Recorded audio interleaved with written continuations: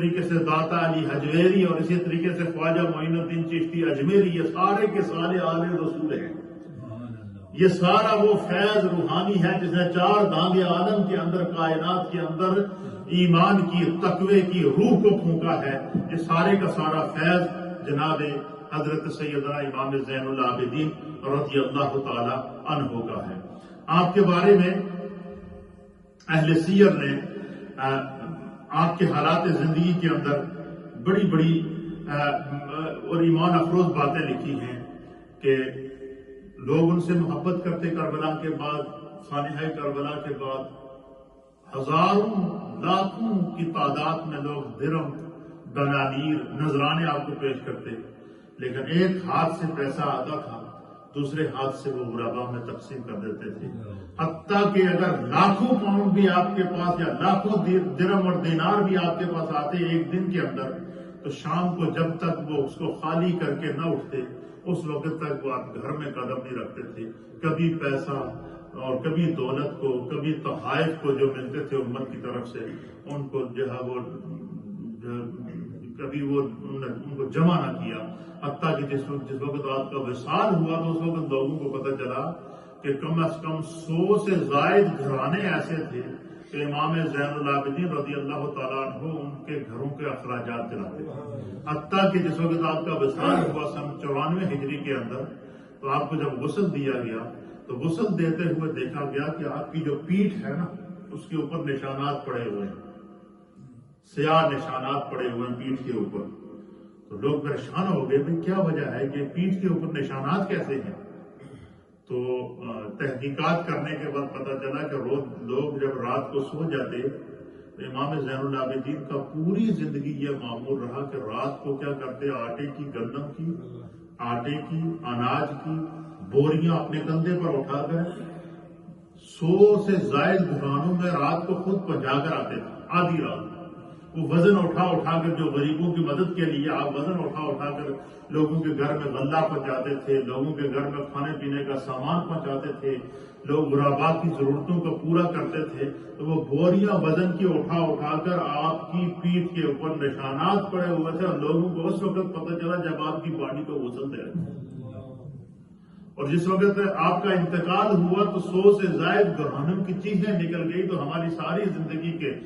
حتیٰ کے بعد گھرانوں نے یہاں کہا کہ ہمارے بچوں کے کپڑے، ہمارے بچوں کی ضرورتیں، ہمارے بچوں کی ہر وہ اخراجات جو کھانے پینے کی چیزیں ہیں وہ امام زین العابدین پورا کیا کرتے تھے، اور ہمیں منع کیا ہوا تھا کہ یہ کسی کو بتانا نہیں ہے، یہ میرے اور آپ کے درمیان۔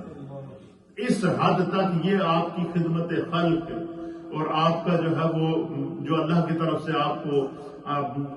مال و دولت اور جو لوگوں کی طرف سے آپ سے محبتوں کا اظہار کیا جاتا، وہ اس انداز سے۔ آج کل کسی کو دولت ملے تو وہ سب سے پہلے اپنی دولت کا پرچار کرتا ہے، لیکن امام زین العابدین کی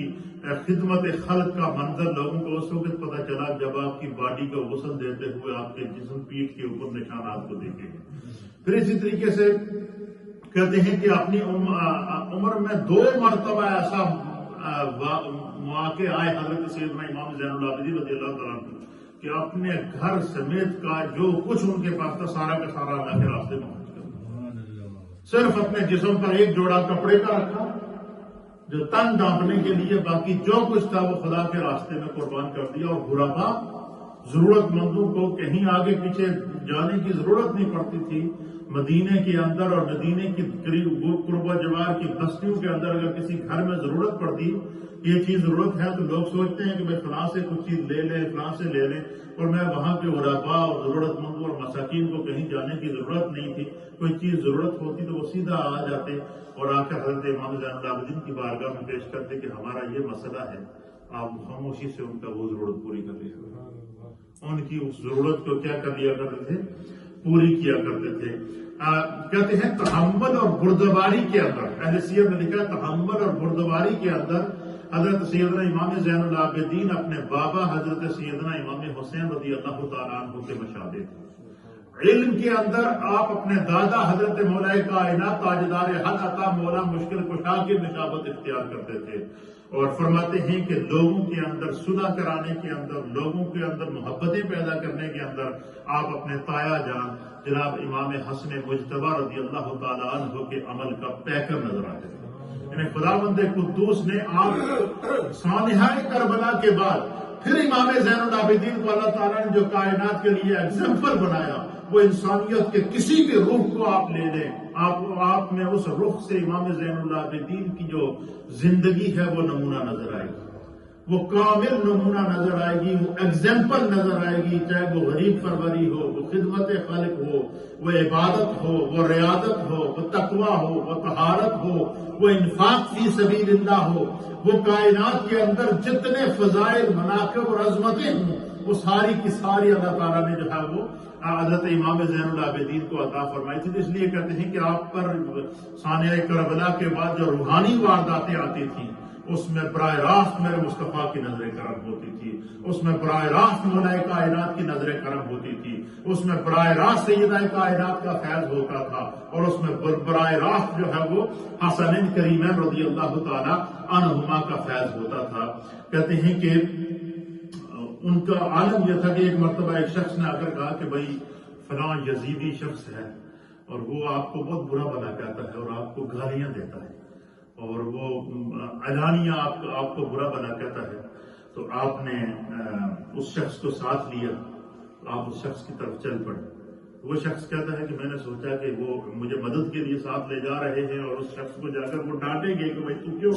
مجھے گالیاں دیتا ہے، مجھے کیوں برا بھلا کہتا ہے۔ کہتے ہیں کہ مجھے ساتھ لے کر وہ شخص کہتے ہیں کہ چلے گئے۔ کہتے ہیں کہ جب وہاں پر پہنچ کر آپ نے اس شخص کو مخاطب کر کے فرمایا